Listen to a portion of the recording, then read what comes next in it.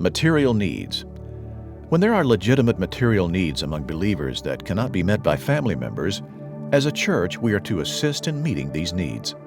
Here's Dr. Gene Getz. As you read along in 1 Timothy, you might think that Timothy has faced every problem that existed in that church. No, there's another problem. It involved widows. And here, Paul is telling Timothy how to resolve this issue. Now, to really understand this passage, I want to give you a couple of guidelines. Let's look, first of all, at what was happening. The first guideline is this: if possible, family members were to care for their own widows and not the church. And here are some of the scriptures that support that observation, right here in this passage. Family first, Paul said. But if any widow has children or grandchildren, let them learn to practice godliness towards their own family first and to repay their parents, for this pleases God. What he was simply saying was, there are people who have come to Christ in Ephesus, and they have mothers who are widows, and they're not going to take care of their mom. They're just going to let the church take care of her. That was a problem. That's materialism. That's selfishness. And so Paul said, family first. That was his point. And then I call this next statement by Paul a serious issue, 1 Timothy 5:8. But if anyone does not provide for his own family, especially for his own household, he's denied the faith and is worse than an unbeliever. And obviously that was happening in Ephesus among these believers. He said, that's horrible. He said, that's worse than what the pagans do. So that's another serious problem that Timothy had to face. Here's a third passage. I call this well-to-do women. If any believing woman has widows in her family, let her help them. Let the church not be burdened, so that it can help widows in genuine need. And to understand that, I think we need to understand that there were some very wealthy women, probably in Ephesus, who could afford to take care of the widow, to take care of the mother, to take care of this particular need, and to help others as well. You know, I think of Lydia, a seller of purple there in Philippi, probably a very wealthy woman. Probably a widow herself, maybe, because it doesn't make reference to her husband. I think of Mary, the mother of John Mark, who had this huge home in Jerusalem. And somehow she had wealth. I've seen some of those homes underground that were probably 8,000, 10,000 square feet with outer courts. She was one of those women. You remember when they came to her house, they went to the outer gate, knocked on the door, and a servant, one of the servants, answered. Tells you a lot about her wealth as a godly woman. So I think Paul may be referring to there are women of wealth, and they should indeed be a part of the solution. And so let me read that again with that in mind. If any believing woman has widows in her family, let her help them. Let the church not be burdened, so that it can help widows in genuine need. So that's the first guideline that Paul is laying out for Timothy.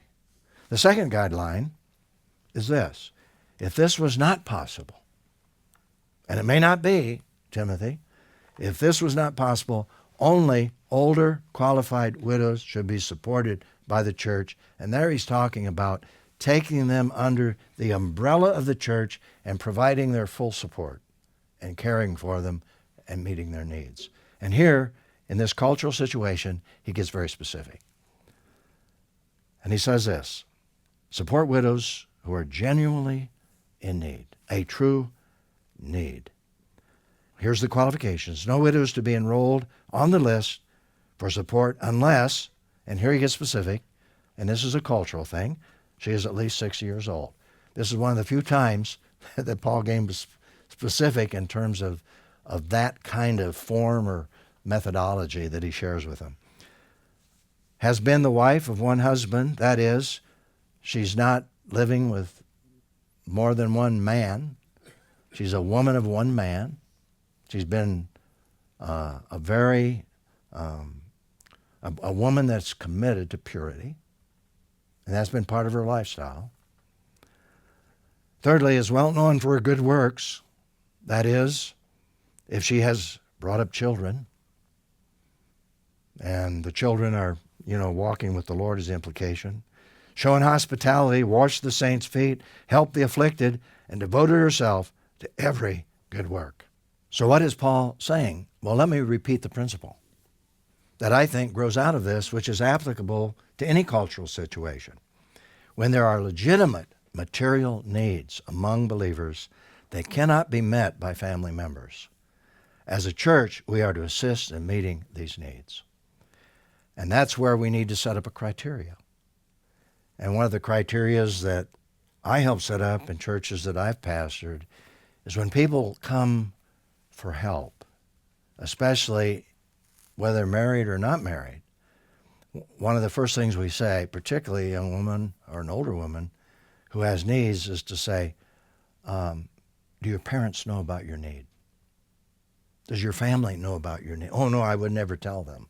In essence, they're saying, I'm too proud to admit that I have some need. I said, biblically, they're the first ones you should go to. Now, they may not be able to, but that's where you should start, which is a very important principle that grows out of this particular situation. So, culturally, you have a lot of variation in applying this principle. So I simply say, what are some specific ways the church can determine true material needs among believers and how these needs should be met? And I've just illustrated one of those in terms of setting up a process where you help this person, not be judgmental, but teach them and lead them and help them to be biblical in their responsibility. And I remember calling parents and saying, do you realize the problem that your daughter has? And they said, no, we don't know about that. I said, well, she's got a problem, and I'm just building a bridge so she can talk to you. We want to help her, but, God says that if you can help her, you should be doing that first rather than the church. People accept that. So it takes effort and time to be able to communicate that to people. Just one illustration that comes to mind in terms of cultural variations, and it relates to my wife's mother. And when she was a very faithful woman, she worked, and she became a widow, and she worked very hard up and into her 70s, very faithful. But eventually she had to go into a home, a residential home, for care. And obviously, as family members on both sides, we said, we got to help her, because she didn't have a lot of resources. And so we were thinking about how to do that, how to care for her. And basically, she went to this home, and Elaine's sister went with her. And fortunately, the lady at the desk said, has your husband, who was deceased, ever been in the armed services? And she said, well, yes. He was in the First World War. Well, then she said, did he ever have any problems health-wise? And she said, oh, yes, and I think your sister was explaining this. Yes, he was gassed by the Germans in the Battle of the Argonne Woods. He survived, but he had problems most of his life because he failed to put on his gas mask, and he fell asleep, and the Germans gassed the Americans. They said, well, you're entitled to help from the government. Now remember, this is the First World War. And if we hadn't asked that question, if they hadn't asked that question, we wouldn't know that she was even entitled to benefits. And so in that particular case, the end of that story is, in our culture, is that benefit plus her Social Security took care of her the rest of her life. So we have a different cultural situation. Thank God for that. But there are still people in the world today who are similar to the problem that existed in the first century.